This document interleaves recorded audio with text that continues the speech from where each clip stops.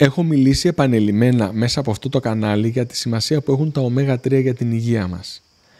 Και σήμερα θα ήθελα να παρουσιάσω τις τροφές που έχουν μεγάλη περιεκτικότητα σε ω3 και πρέπει να φροντίζετε να έχετε συχνά στη διατροφή σας.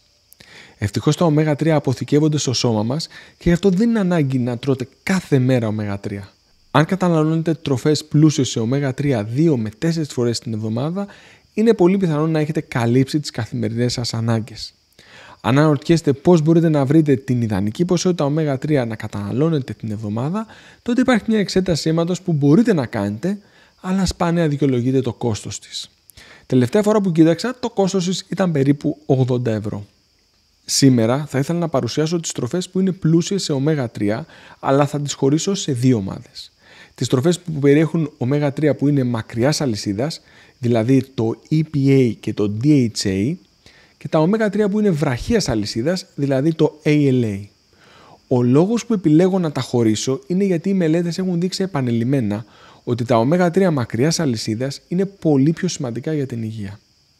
Στον οργανισμό μας έχουμε την ικανότητα να μετατρέπουμε τα ω3 βραχίας αλυσίδας σε μακράς, αλλά η διαδικασία δεν είναι αποτελεσματική και γι' αυτό δεν μπορούμε να βασιστούμε αποκλειστικά σε αυτή τη μορφή ω3.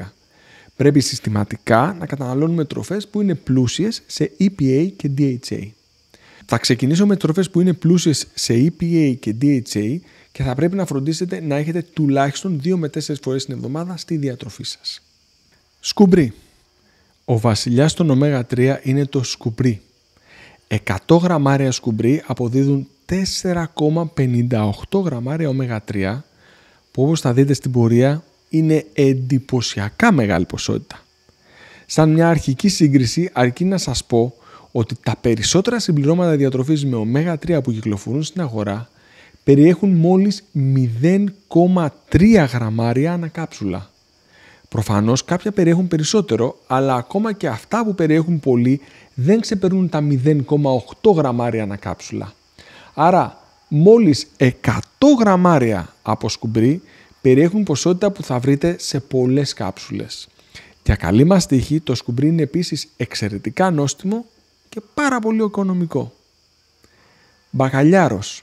Ο μπακαλιάρος περιέχει 2,44 γραμμάρια ω3 ανά 100 γραμμάρια. Η ποσότητα είναι αρκετά αξιόλογη και σημαντική και το καλό είναι ότι είναι ένα ψάρι το οποίο αλλιεύεται στη θάλασσα και συνήθως καταψύχεται αμέσως. Άρα μπορεί να είναι μια επιλογή οικονομική, με εύκολη συντήρηση και αρκετά νόστιμα αν προετοιμαστεί κατάλληλα. Ο μπακαλιάρος είναι ψάρι το οποίο είναι ψηλά στην τροφική αλυσίδα, πράγμα που σημαίνει ότι τρώει ψάρια και ζει αρκετά χρόνια, που ως επακόλουθο έχει την τάση να συσσωρεύει τοξίνες στο σώμα του. Παρόλα αυτά παραμένει μια καλή επιλογή για ψάρι. Σολομός. Ο σολομός επίσης είναι ένα ψάρι που έχει υψηλή περιεκτικότητα σε ω3 λιπαρά οξέα, καθώς 100 γραμμάρια σολομού περιέχουν 2,15 γραμμάρια. Ο σολομός είναι πάρα πολύ νόστιμος και επειδή είναι ψάρι ιχθυοκαλλιέργειας, είναι εύκολο να βρείτε σε καλή τιμή όλο το χρόνο. Δυστυχώς για το σολομό υπάρχουν κάποιες ανησυχίες σχετικά με τα υπολείμματα τοξινών στο κρέας του, γι' αυτό καλό είναι να μην τον καταναλώνετε συχνά. Καλό είναι ο σολομός να μην είναι το μόνο ψάρι που τρώτε, ούτε το ψάρι που τρώτε συχνότερα. Ρέγγες. Οι ρέγγες είναι ψάρια αρκετά πλούσια σε ω3, καθώς περιέχουν 2,15 γραμμάρια ω3 ανά 100 γραμμάρια, αλλά θα πρέπει να απουσιάζουν εντελώς από τη διατροφή σας. Οι περισσότερες ρέγγες αλλιεύονται στα παράλια της Βόρειας Θάλασσας, στο ίδιο σημείο που απορρέουν τα ποτάμια της Βόρειας Ευρώπης, τα οποία μεταφέρουν τα λίμματα από τα εργοστάσια των περιοχών βορείως των Άλπαιων. Το αποτέλεσμα είναι οι ρέγγες να είναι πολύ πλούσιες σε τοξίνες. Απλά μην τρώτε ρέγγες ποτέ. Γάβρος. Ο γάβρος είναι ένα ακόμα οικονομικό ψάρι το οποίο είναι πολύ πλούσιο σε ω3 και το καλό είναι ότι μπορείτε να το βρείτε και σε κονσέρβα με πολύ χαμηλές τιμές. 100 γραμμάρια γάβρου περιέχουν 2,1 γραμμάρια ω3, ποσότητα που θεωρείται εξαιρετικά υψηλή συνυπολογίζοντας την ευκολία τους, τη διαθεσιμότητά τους και το χαμηλό τους κόστος. Ο γάβρος πρέπει να είναι μια από τις συχνότερες επιλογές μας για να εξασφαλίσουμε επάρκεια σε ω3 στον οργανισμό μας. Σαρδέλες. Οι σαρδέλες είναι τα αγαπημένα μου ψάρια γιατί περιέχουν πάρα πολλά ω3, Μπορεί να μαγειρευτούν με πάρα πολλούς τρόπους, αρκετοί από τους οποίους εύκολα και γρήγορα, είναι πάρα πολύ οικονομικές και σχεδόν ποτέ δεν βρίσκουμε τοξίνες στο κρέας και στο λίπος τους.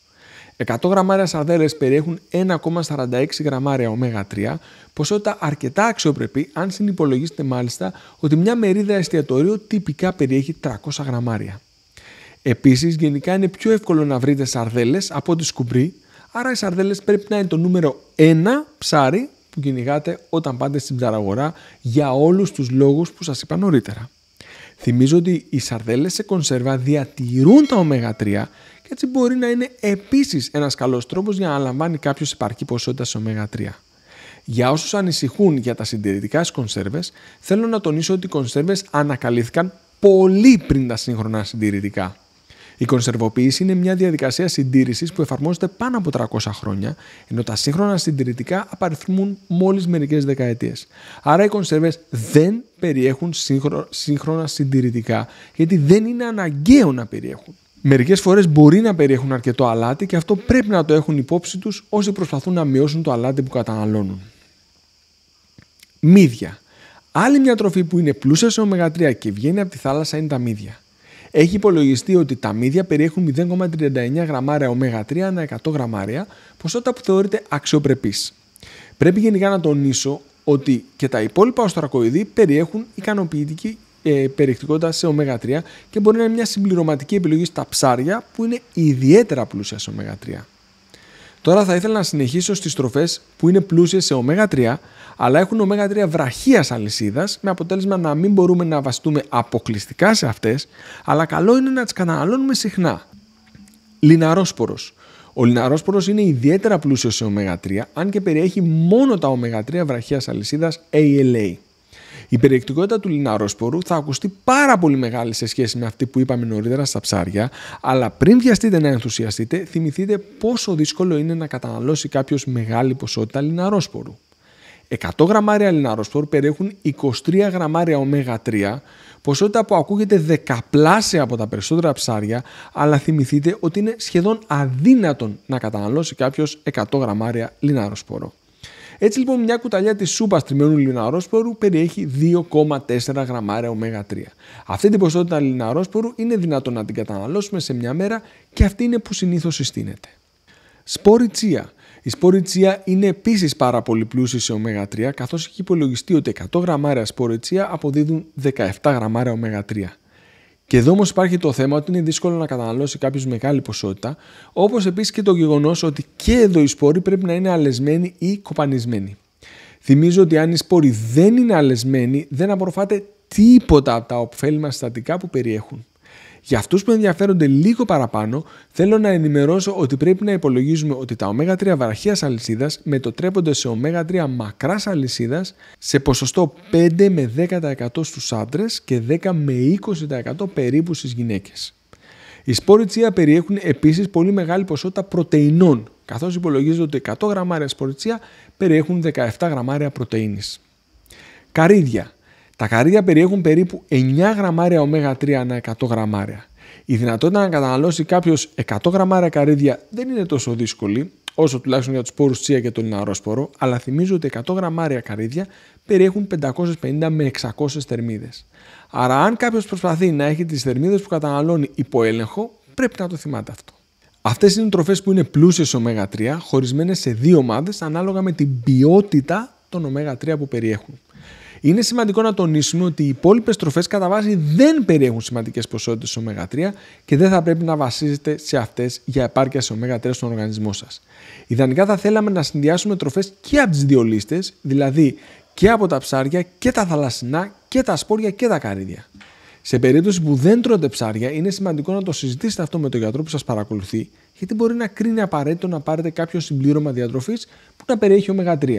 Γιατί τα ω3 είναι απαραίτητα και αναγκαία για την υγεία. Αν το βίντεο σας άρεσε, να ξέρετε ότι με βοηθάτε πολύ πατώντας το κουμπί μου αρέσει και κοινοποιώντας το σε άτομα που θα το βρουν χρήσιμο. Τα ω3 βοηθούν στην πρόληψη πολλών παθήσεων όπως της άνοιας. Αν σας ενδιαφέρει να μάθετε περισσότερα για αυτό το θέμα, πρέπει να πατήσετε τώρα το βίντεο που εμφανίζεται στα δεξιά μου για να μάθετε περισσότερα. Ευχαριστώ πολύ.